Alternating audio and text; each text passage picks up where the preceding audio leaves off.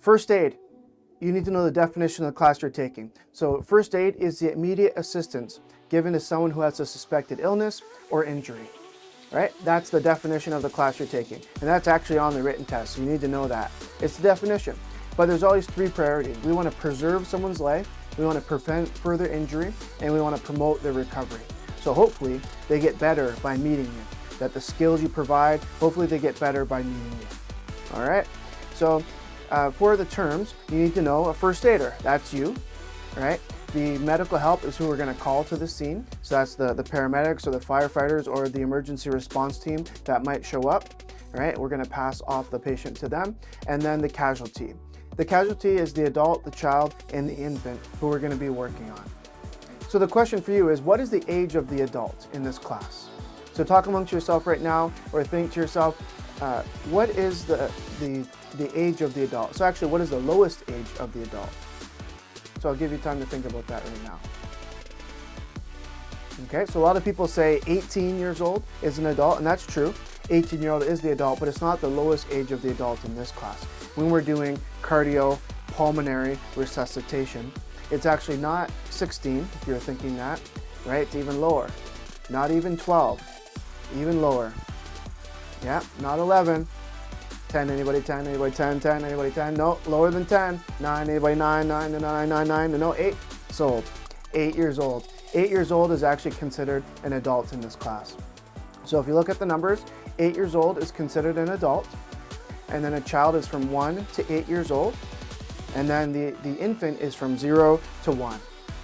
Okay, so there's some legalities. People always want to know, am I going to get sued? Am I going to get fined? Am I going to get in trouble if I try to help this person? And the answer is, as long as you're covered in the Good Samaritan's Act and you act within that, you're good to go. All right, so the Good Samaritan's Act is legislation in Ontario. And actually they have a different type of Good Samaritan's Act in every province. In Quebec and Nunavut, they're worded just a little bit differently, but in a majority of the provinces and the majority of the states, you do not have a legal obligation to help anybody. So what does that mean? If you see someone who's injured, you could just walk right by them and nothing would happen to you. Okay? If someone chopped off their arm and they're squirting blood all around the room and you look, you could just get out of there. You don't even have to help the person. And you see them collapse to the ground, you watch them die, and you just walk away. Nothing would happen to you legally, right? You do not have a legal obligation to provide pressure or even call 911 in that situation in Ontario. But in Quebec and in Nunavut, you do have a legal responsibility to at least provide reasonable assistance. And what would be reasonable? Calling 911. That would be reasonable. Maybe getting your gloves on and applying direct pressure to the wrist, or having them apply pressure to themselves, right? That would be reasonable. Okay? But in Ontario, we don't have a legal obligation to help anybody. So as long as you follow these steps in the Good Samaritan's Act, then you're covered. So we want to ask their permission. We want to get their consent. Consent is always an ongoing process, so someone can always withdraw consent at any time. But you can introduce yourself. Hi, my name is Brock. I'm trained in CPR and first aid. Can I help you? And they say yes. So then they're giving you consent to help them. So implied consent would be if someone were to be unconscious. So you shake and shout, hey, wake up, are you okay? Can I help you? They're not responding. So under the law, a reasonable person would want your help if they were conscious, but since they're unconscious, they kind of give away that right, and you can go ahead and help them because they would want your help most likely if they were conscious. So you can go ahead and help that person. And it's called implied consent. It's implied that they want help. Negligence is doing something that a reasonable person wouldn't do. So negligence, if you do things properly, that's appropriate. But if you fall below the reasonable person standard, then that's negligence. What would a reasonable person do in this situation? So say someone had a neck injury and you even opened up their airway and you didn't know that they had that neck injury and you paralyzed them. They had a broken bone, you severed their spinal cord, right? Oopsie, that's negligence. Right? So doing something is appropriate. A reasonable person does things properly. If you fall below that standard, you make a oopsie. You forget how to do something. You do something inappropriate or wrong. Right? You forget one of the steps. That's considered negligence. And the good thing is, it's an oopsie. But the good thing is the Good Samaritan's Act, this legislation protects you for oopsies. Right? They protect you when you do something that's negligent. However, what it doesn't cover is gross negligence. So think about Dexter. Think about something like outrageous. Like what do you think would be considered gross negligence? Maybe something you saw on television last night, right? So if someone's having a stroke and you take your saw and you like cut out a skull flap, right? And you massage the blood vessel back to life, right? That's gross negligence. That's outrageous, right? If you cut someone's chest open, right, and you like squeeze their heart together to pump blood around their body, that would be considered gross negligence. And the law does not cover that, right? The Good Samaritan's Act does not protect you in that situation, okay? But it does cover oopsies. All right, that would be considered negligence. And once you start a treatment, you can't stop treatment or else it's considered abandonment. So once you're there, keep going, keep doing CPR, keep helping out, and you can always pass to someone who has equal or higher training to you, and then you can leave in that situation.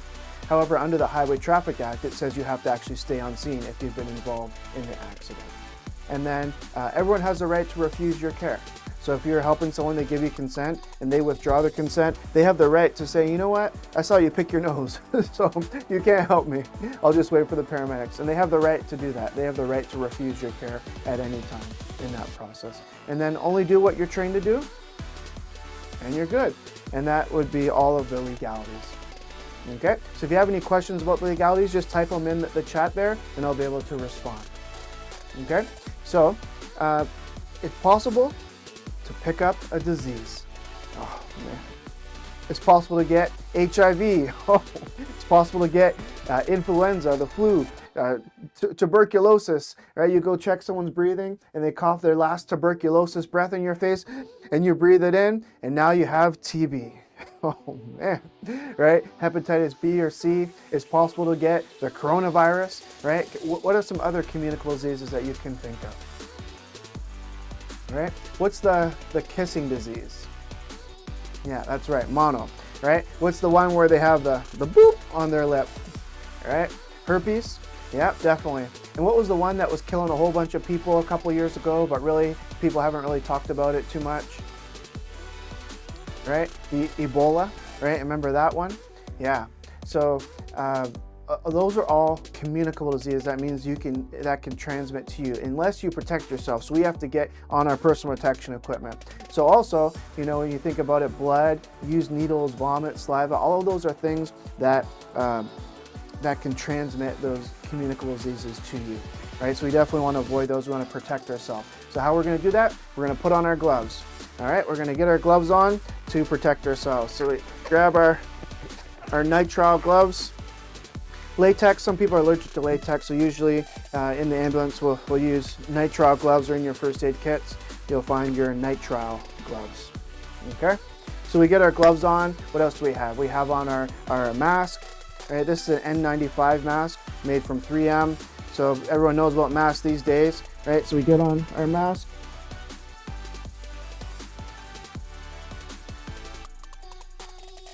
Okay.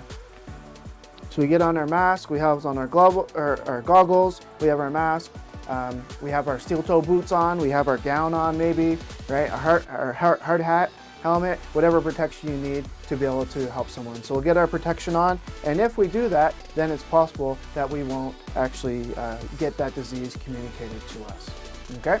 So when it comes to taking off your gloves, we always practice with some kind of like soap or shaving cream where you can see, so you can see the white. This would simulate blood or some kind of body fluids on your glove. And the goal is to be able to take your gloves off without getting that fluid on yourself. So what we'll do is we'll come under the glove and we'll turn it like that. We're gonna come under the glove and we're turning it inside out into that hand. All right, so there's nothing on my hand now. I'm gonna come underneath that glove and turn this one inside out as well. And then I'm just going to discard the gloves in the garbage. Okay, so I was able to do that without getting anything on myself, but I still need to wash my hands. So I'll get my hands washed and then I'm safe. Okay, so those are the ways that you can protect yourself. All right, thanks for tuning into that section. Let's go to the next one.